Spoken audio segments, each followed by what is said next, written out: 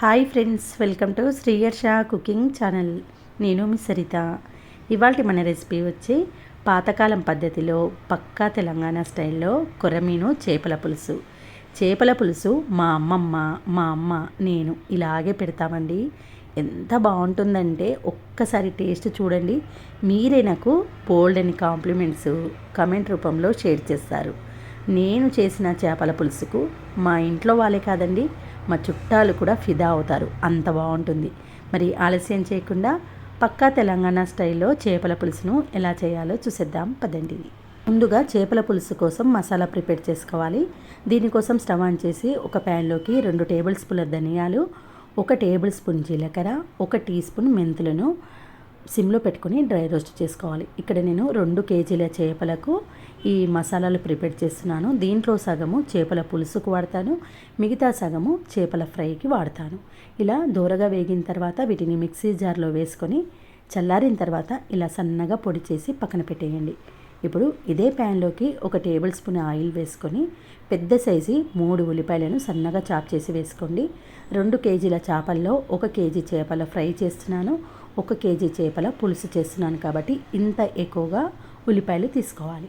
ఇలా ఉల్లిపాయలు చక్కగా గోల్డెన్ బ్రౌన్ అయిన తర్వాత చల్లారిన తర్వాత మిక్సీ జార్లోకి వేసుకొని కొంచెం లైట్గా కోర్స్గా ఉండేటట్టు గ్రైండ్ చేసి ఈ మసాలాను పక్కన పెట్టేయండి. తర్వాత శుభ్రంగా కడిగి పెట్టుకున్న 2 కేజీల చేపలను తీసుకొని రౌండ్గా కరెక్ట్ షేప్లో ఉన్న ముక్కలను ఫ్రైకి తీసుకోవాలి. కొంచెం ముక్కలు అటు ఇటు అయినా తల, తోక, చెక్కిళ్ళు అలాంటివి ఉంటాయి కదా, వాటితో పులుసు పెట్టుకోవాలి. అలా అయితే బాగుంటుంది. ఇలా రెండింటిని సపరేట్ బౌల్స్ వేసి పక్కన పెట్టేయండి. ముందుగా మనము చేపల పులుసుకు మసాలాను ఎలా పట్టించాలి, ఎలా ప్రిపేర్ చేసుకోవాలో చూపిస్తా. ఇప్పుడు మనము చేపల పులుసు కోసం ఒక బౌల్లోకి ఇలాంటి ముక్కలను తీసి పెట్టుకున్నాం కదా, వీటిలోకి మనము సరిపడా ఉప్పు, కారం వేసుకోవాలి. చేపల పులుసులోకి ఎప్పుడైనా కారం కొంచెం ఎక్కువగానే వేసుకోవాలి, అలా అయితేనే టేస్ట్ బాగుంటుంది. ఇందులోకి 4 టేబుల్ స్పూన్ల కారం పొడి, 1.5 table spoon salt, 1/2 tea spoon పసుపు, మనం మిక్సీ పట్టుకున్న ధనియాలు, జీలకర్ర, మెంతుల పొడి ఉంది కదండి, దాంట్లో సగం క్వాంటిటీ దీంట్లోకి యాడ్ చేసుకోవాలి. మిగతా సగం ఏమో చేపల వేపుల్లో వేసుకోవాలి. దీంట్లోకి ఒక 2 టేబుల్ స్పూన్ల ఫ్రెష్గా నూరుకున్న అల్లం వెల్లుల్లి పేస్ట్ వేసుకోండి. 1 టేబుల్ స్పూన్ ఆయిల్ వేసుకొని మసాలా అంతా చక్కగా ప్రతి ఒక్క ముక్కకు పట్టేలా పట్టించండి. తర్వాత మనము మిక్సీ పట్టుకున్న ఆనియన్ పేస్ట్ ఉంది కదండి, దాంట్లో నుంచి సగం మాత్రమే ఈ ముక్కలకు పట్టించండి. మిగతా సగము చేపల వేపుడికి పక్కన పెట్టాను. తర్వాత ముందుగానే పెద్ద నిమ్మకాయ సైజ్ అంత చింతపండును కడిగి శుభ్రంగా నీళ్ళలో నానబెట్టుకోండి. తర్వాత ఇలా చింతపండు రసాన్ని చిక్కగా తీసి పక్కన పెట్టుకోండి. తర్వాత స్టవ్ ఆన్ చేసి వెడల్పుగా లోతు తక్కువగా ఉన్న ప్యాన్ తీసుకుంటే ముక్కలు విరిగిపోకుండా బాగుంటాయి.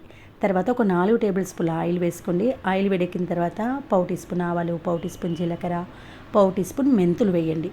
ఇవి కొంచెం వేగిన తర్వాత మనం మిక్సీ పట్టుకున్న ఉల్లిపాయ పేస్టు అందులో నుంచి 2 చెంచాల వరకు దీంట్లో వేసుకోవాలి. ఇలా తాలింపులో కొంచెం వేయడం వల్ల టేస్ట్ ఇంకా బాగుంటుంది. కొంచెం ముక్కలకు పట్టించాలి, కొంచెం దీంట్లో ఆయిల్లో వేసుకోవాలి. తర్వాత చిటికెడంత పసుపు వేసి కలిపేయండి. ఆల్రెడీ మనము మసాలా ముక్కలకు పట్టించేటప్పుడు కూడా పసుపు వేసాం కాబట్టి తాలింపులో కొంచెమే వేసుకోండి. తర్వాత ముక్కలన్నీ ఇందులోకి వేసేసి కలపకుండా మూత పెట్టి సిమ్లో ఒక 2 మినిట్స్ మగ్గించండి. 2 మినిట్స్ తర్వాత స్పూన్తో ఈ ముక్కలను అటు ఇటు కాకుండా వీడియోలో చూపిస్తున్నట్టు ఈ విధంగా క్లాత్ సహాయంతో ఈ ముక్కలను పైకి కిందికి ఇలా కదపండి. అలా అయితే ఒక్క ముక్క కూడా విడిపోకుండా ఉంటుంది.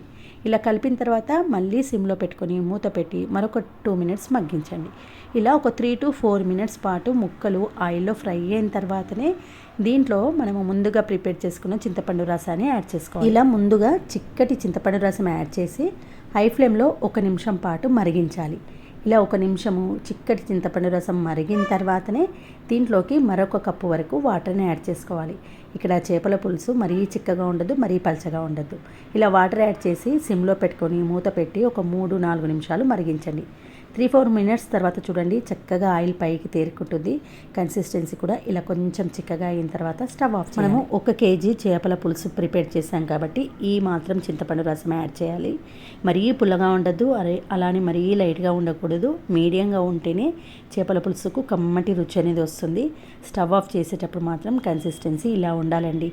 స్టవ్ ఆఫ్ చేసి పూర్తిగా చల్లారిన తర్వాత డిష్ అవుట్ చేశాను. చూడండి ఎంతగా చిక్కగా అయిందో, కన్సిస్టెన్సీ చూస్తే అర్థమవుతుంది కదా. ముక్కకు ఉప్పు, కారము, పులుపు కరెక్ట్గా పట్టి కమ్మటి టేస్ట్తో చాలా బాగుంటుంది. చూడండి ఒక్క ముక్క కూడా విరిగిపోకుండా అలాగే పర్ఫెక్ట్గా ఉంటుంది. నేను చెప్పిన విధానంలో, నేను చెప్పిన మెజర్మెంట్స్తో 1 కేజీ చేపలతో ఈ విధంగా పులుసు పెట్టి చూడండి. మీ ఇంట్లో వాళ్ళందరూ ఈ చేపల పులుసుకు ప్రతి ఒక్కరూ ఫిదా అవుతారండి. తిన్నవారందరూ ఇది అసలు సిసలైన తెలంగాణ చేపల పులుసు అని అనాల్సిందే, అంత బాగుంటుంది. మరి నేను చెప్పిన విధానంలో మీరు కూడా ఈ చేపల పులుసును ట్రై చేయండి. ఈ చేపల పులుసు కొంచెం చల్లారిన తర్వాత తింటే బాగుంటుంది. మరుసటి రోజు తింటే అయితే ఇంకా బాగుంటుంది. జొన్న రొట్టెకు, గోధుమ రొట్టెకు, చల్లారిన అన్నానికి చాలా బాగుంటుంది. తప్పకుండా ట్రై చేస్తారు కదా. ఓకే ఫ్రెండ్స్, ఈ రెసిపీ నచ్చితే ఒక లైక్ చేసి మీ ఫ్రెండ్స్తో, రిలేటివ్స్తో షేర్ చేయండి. Thanks for watching.